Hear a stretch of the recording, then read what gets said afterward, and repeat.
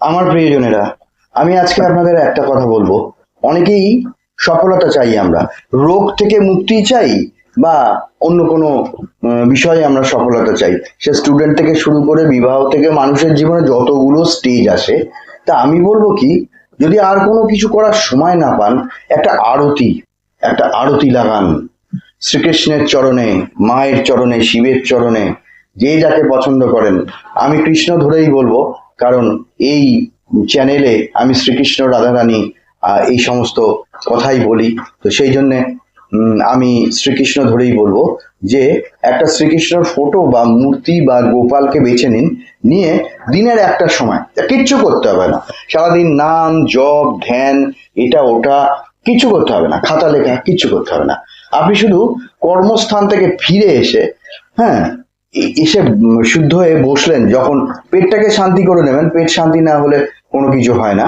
তো করে নিয়ে এবারে আপনি একটা কৃষ্ণকে একটা আরতি করুন। ধরুন একটা কৃষ্ণের ফটো আছে, মূর্তি আছে, রাধা কৃষ্ণে বা গোপালে যাই হোক।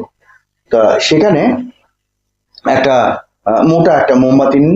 সবচেয়ে ভালো হয় যদি সর্ষের তেলের প্রদীপ হয়। সর্ষের তেলের প্রদীপ হলে ওইটাকে ধরে যদি করা যায়, সেটা ব্যবস্থা করে নেওয়া যায়। ডাঁটিওয়ালা সর্ষের এটা ইয়ে আছে, হ্যান্ডেল আছে সেরকম, তার মধ্যে তেল দিয়ে করে, যাই হোক সেটা আপনাদের ব্যাপার। এটা করলেন, শ্রীকৃষ্ণের পদযুগলে করবেন 4 বার, ক্লকওয়াইজ ঘোরাবেন 4 বার। আর বক্ষ দেশে করবেন 2 বার, আর মুখমণ্ডলে করবেন 1 বার। 4 2 6 1 7, এই 7 বার হলো। এরপরে ক্লকওয়াইজ গোটা দেহ ঘিরে 7 বার করবেন। আর কি করবেন, যখন আরতিটা করবেন সঙ্গে ঘন্টা বাজাবেন আর আরতিটা করবেন। কর্পূরের আরতি করতে পারলে আরো ভালো হয়, না হলে ঘিয়ের প্রদীপ, না হলে সর্ষের তেলের প্রদীপ, অন্য কোনো তেলের প্রদীপ দিয়ে চলবে না।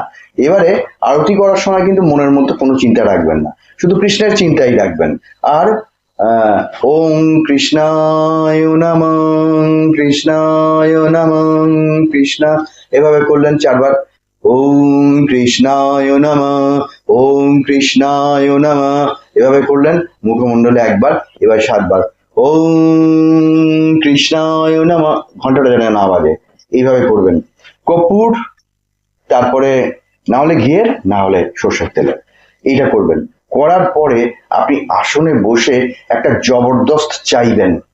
আসনটা কিন্তু একটু গঙ্গা জলে ছিটিয়ে শুদ্ধ করে নেবেন, বসনটাও তাই। এবার আপনার জবরদস্ত চাইবেন, আপনার যেটুকু চাওয়া আছে। আর যারা ধরুন নিজস্ব ব্যবসা আছে, আপনি ব্যবসা স্থানে এই আরতিটা করতে পারেন, সেখানে করে নিতে পারেন, সেখানে করলেও একই ফল হবে। শুধু একটু গঙ্গা জলে নিজেকে শুদ্ধ করে নিতে হবে। ওটা কেউ যদি মনে করেন আমি শুদ্ধই আছি, তাহলে তাই, তাহলে সেটানোর দরকার নেই। এটা হবে কি, এই একটা আরতি আমি কেন বলছি, আরতির দ্বারা সব থেকে দ্রুত সাড়া পাওয়া যায়। আমরা নাম করছি, জপ করছি, ধ্যান করছি, প্রথম সাড়া পাওয়া যায় কিন্তু আরতির দ্বারা ভীষণভাবে। যে কোনো দেবদেবী, শ্রীকৃষ্ণ রাধারানী গোপাল তো বটেই, ভীষণভাবে উদ্বুদ্ধ হন। এবং আরতির সময় একটা মন থেকে মনের একটা সাইলেন্ট দেয়া নেওয়া হয়।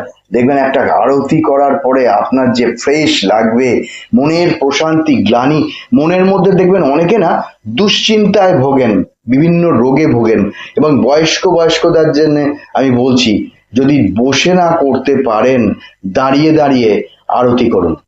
দাঁড়িয়ে দাঁড়িয়ে আরতি করুন, তাহলে সেটা আপনার কাজও হবে এবং আপনার শরীরেও কষ্ট দিয়ে বসতে হচ্ছে না। যারা পারবেন তারা বসবেন।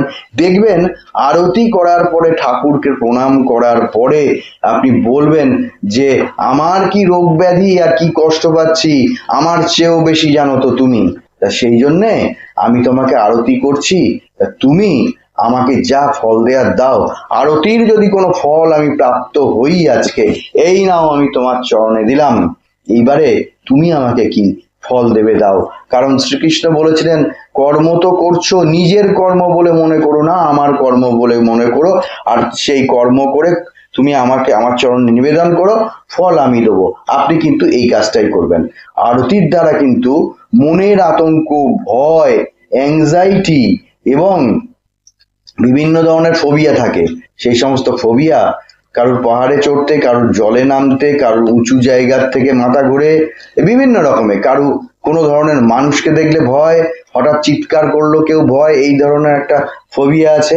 আর মানসিক রোগী কাউকে হয়তো হারিয়ে বা কেউ আঘাত দিয়ে চলে গেল, তার জন্য মনোবেদনা কষ্ট পেতে পেতে কেমন যেন হয়ে গেল, এই সমস্ত কিছু যাবে। আর বিশেষ করে রোগ ব্যাধির কিন্তু খুব নিরাময় হয়, শরীর ঝরঝরে হয়। সেই জন্যে একটা আরতি কিন্তু নিজের ইচ্ছা পূরণের জন্য করতে পারেন, নিজের যা যা চাহিদা সেসব মেটানোর জন্য করতে পারেন, রোগ মুক্তির জন্য করতে পারেন, মানসিক ভয় আতঙ্ক এইসবের জন্য করতে পারেন। তবে এটা আমি স্টুডেন্টদের জন্য যে কতটা ফলপ্রসূ সেটা বলবো না, কারণ আরতি করাচ্ছে আমি মনে করব সেই সময়টা স্টুডেন্টরা যদি নিজের স্টাডিতে মন দেয়, হ্যাঁ স্টুডেন্টরা একটা প্রার্থনা একটা ধ্যান করতেই পারে 1 মিনিটের, তার ঘরের মধ্যে বসে 1 মিনিটের একটা ধ্যান করলো। কার ধ্যান? সরস্বতী, তার মধ্যে কৃষ্ণ আছেন। কারণ কৃষ্ণ নিরাকার পরম ব্রহ্ম, তিনি রূপ ধারণ করে এসছেন, পূর্ণ অবতার, পূর্ণ নারায়ণ, পূর্ণ ব্রহ্ম, পূর্ণ অবতার ওই দেহে, বহু উদ্দেশ্য সাধন করে গেছেন, বহু জ্ঞান কথা বলে গেছেন। তারপরে এসেছিলেন, উনি বলেছেন কর্মযোগটা জোরদার। তারপরে তো এসেছিলেন রামকৃষ্ণ পরমহংসদেব, আবার বলেছেন আমি 200 বছর পরে আসবো। যদি ধরা হয় 1836-এ তার জন্ম, সেটা যদি ধরা হয় তাহলে 1936 2036, মানে 2036 সালে তার আগমন, কিন্তু সম্ভবত সেটা না, কারণ 1886-তে তার দেহত্যাগ হয়। তা সেইখানে 1986 2086 রামকৃষ্ণদেব পারহ্যাপস উনি বলেছিলেন 200 বছর পরে আমি আসবো, পারহ্যাপস না বলেছিলেন, এবং পারহ্যাপস 200 বছর পরে সেটা ওই 2086 সালেই হবে। ঠিক আছে, যারা থাকবেন তারা দেখবেন এইরকম কথা। তো সেই জন্য আমি বলছি যে এইসব রামকৃষ্ণদেব কেন বললাম, উনি আবার বলেছেন যে ভক্তি যোগ, কারণ কলিতে অত নাম জপ এটা ওটা করার সময় পাবে না, যার জন্য দেখবেন মন্ত্রগুলো অল্প আকারে আমি করতে বলি, তিনবার কোন তালি ঠিক হবে। কারণ কি অত আমাদের ছুটতে হচ্ছে, কর্মযোগ তো করছি ছুটছি, অত সময় নেই যে বসে বাড়িতে বসে অঙ্গন চোখবো। সেই জন্য মন্ত্র বলার সময় না থাকলে খাতায় লিখতে পারেন, আমি বললাম খাতায় লিখতে পারেন। তো সেই জন্য ওই জন্য রামকৃষ্ণ বলে ভক্তিযোগ যেখানে বসে করে নেওয়া যায়, যেখানে খুশি, সে বাসে ট্রেনে ট্রামে দূর দেশে বেড়াতে গেলাম, সেখানে সর্বত্র বসে, গাড়িতে চলতে চলতে প্রাইভেট কারে চলতে চলতে করে নেওয়া যায়। ওইটাতে বেশ সুন্দর ধ্যান লাগে, চোখ বন্ধ করে কি পথ পেরোলাম, কতটা জ্যাম, আর কতক্ষণ লাগবে, এই সমস্ত কোনো হিসাব থাকে না, এইভাবে করতে পারেন। তো এই আরতিটা যারা যারা পারবেন করবেন, এই ধরনের প্রভূত উপকার হবে। ধন্যবাদ, নমস্কার।